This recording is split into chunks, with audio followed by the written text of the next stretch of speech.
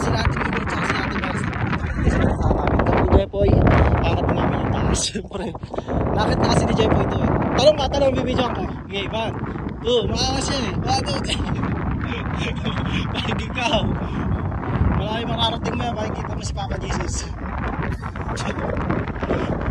Ayun o, ayun yung mga butas eh. Kasya yung ano. Doon. Next target. Sarap. Pag pabalik ka na, hindi ka na matatakot. Si Jepoy hindi matatakot to. Wala mo ano to eh. Hindi takot sa matataas to eh.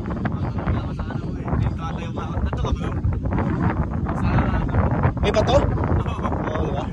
Oo. Pagka may fear of heights ka, matatakot ka. Kasi mataas. Ayun. Ito naman eh. Kita nyo naman yung ano. Pero safe naman kung maglalakad ka dito kasi nga mataas yung ano niya, mataas yung ano na tuloy yung gilid. Itong bakod.